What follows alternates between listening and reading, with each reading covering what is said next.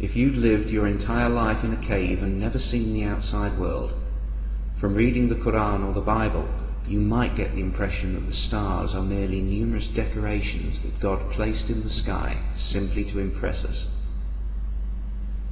And when you left your cave for the very first time and looked up at the stars, you would be impressed. And you might think the scripture had told you the truth, for such beauty could pull anyone down to their knees, even an atheist like myself. For the religious, the mere mention of the stars in scripture is evidence enough that the God of the Bible or Allah of the Quran knew all about them, but the religious never seem to notice that in 1,000 pages God couldn't and didn't tell us one damn thing that isn't obvious to the naked eye at a single glance. For when the poetry is put aside, all that the holy books really say is that there are many stars and they have great beauty. Yet a child could tell you that. Think about it. A child could tell you as much about the stars as God did. I believe in America it's called a flim-flam, a deception. In this case, the dazzling of another's mind with words, giving the impression of knowledge without any informational content at all. But the religious can't see that. They've been blinded by the light. For an omnipotent God's plan to proceed, for the struggle between good and evil to play out exactly as described in the holy books, all that's required is for the existence of the earth and the sun. One star is all that's needed, although a truly all-powerful God could simply make the light and heat that we need rain down from the sky without any obvious, rational or explicable cause.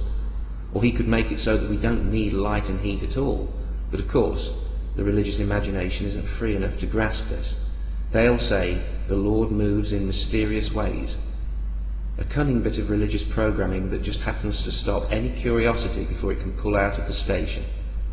But for argument's sake, let's say God, for his own mysterious reasons, wants it all to run via nuclear fusion and nucleosynthesis in the sun and photosynthesis on Earth.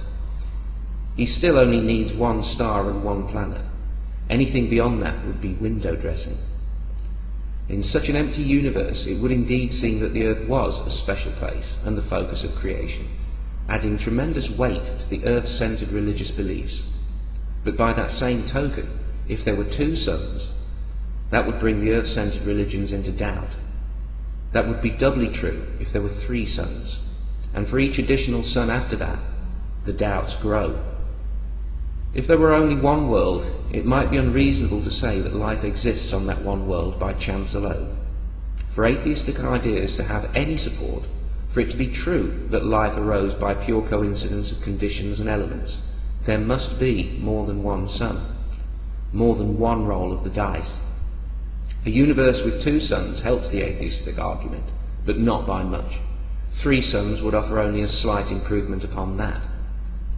But current estimates, linked to the research in the sidebar, suggest that there are 70 sextillion stars in the observable universe alone, and very good reasons to believe that the actual universe is far, far, far, far, far larger.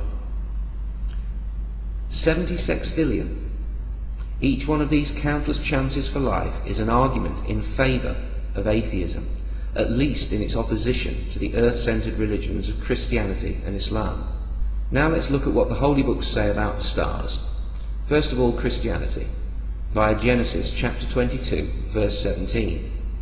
That in blessing I will bless thee, and in multiplying I will multiply thy seed as the stars of the heaven, and as the sand which is upon the sea shore. And thy seed shall possess the gate of his enemies. Christian apologetics will say this passage proves that the Christian God knew how many stars there are.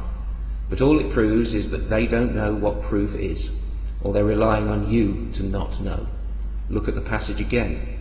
Why is it there? What is it saying? In essence, all it actually says is, worship me, and I will make you so numerous, so countless, that nothing can stand in your way. It should be obvious why a passage like this is in a holy book of a proselytizing religion, intent on converting as many people as possible. All religions want to be the only religion. All people want to belong to the biggest gang. It's a hideous synchronicity. It makes us feel safe, which we must feel to be happy. And if religion can make you feel safe and happy, you're more than halfway in its pocket. It would, after all, be pretty dumb to write in a holy book, "Worship me and there won't be enough of you to make up a soccer team," let alone defend yourselves in a perpetual war zone with few resources.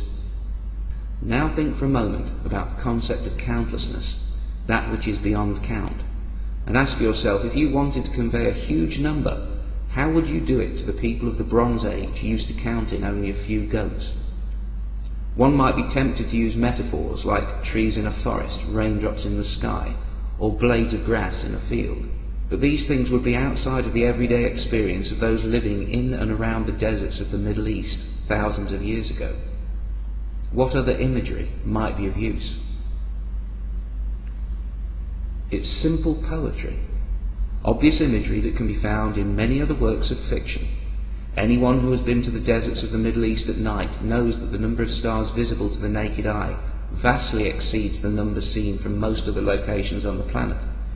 It's obvious why the Bible conveys countlessness via such imagery.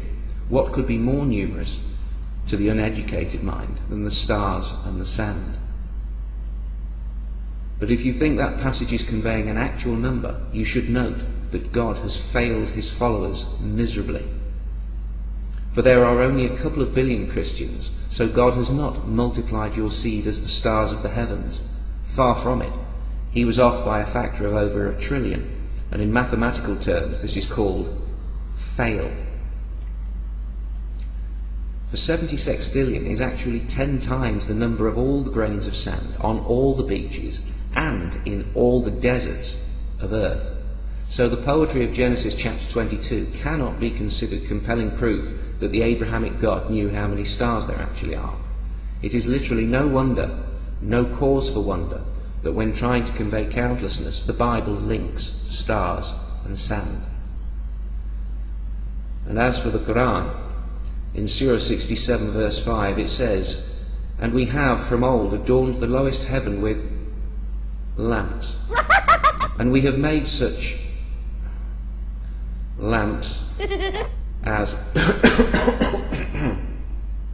missiles to drive away Satans."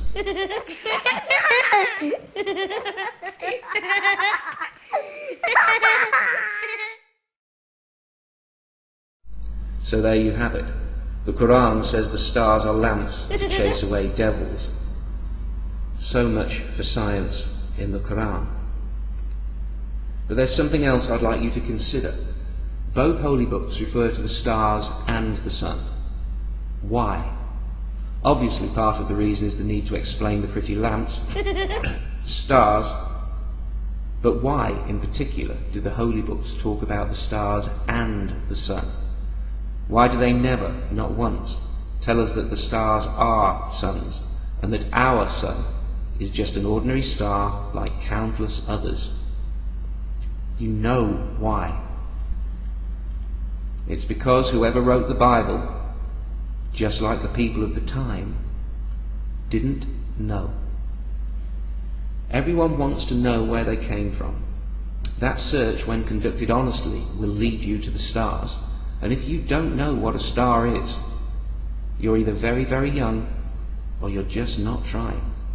I'm not saying there was no creative intelligence behind this universe, but if it existed at all, it was a scientist, a physicist, not a magician. Its tools were physical forces, not people. Such an intelligence would not be as unintelligent or as angry as the supernatural and indeed unnatural God of the Bible and the Quran, who flies off in a homicidal, sadistic rage if you simply doubt him, having supposedly built a universe that inspires more and more doubt the more you learn about it. Quickness to anger decreases with understanding, and judging from the threats of the hot-headed Abrahamic God, he didn't understand very much at all.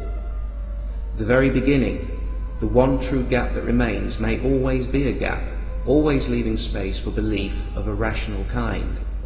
Science will never take that away, and may even help you understand your Creator better than you do now. But by worshipping such an unworthy, blood-drenched and primitive idol, you insult whatever Creator there may have been.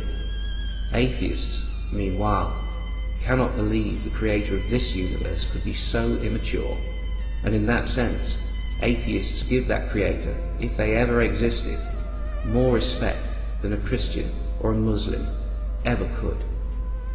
We cannot believe in your God. We cannot believe in a God that makes knowledge an obstacle to belief. We cannot believe in a God who is obsessed with one species on one planet orbiting one star. Write a new holy book. Put in there just one page, and on that page simply put a question mark, and then we can talk about it. Until then, the stars are on our side.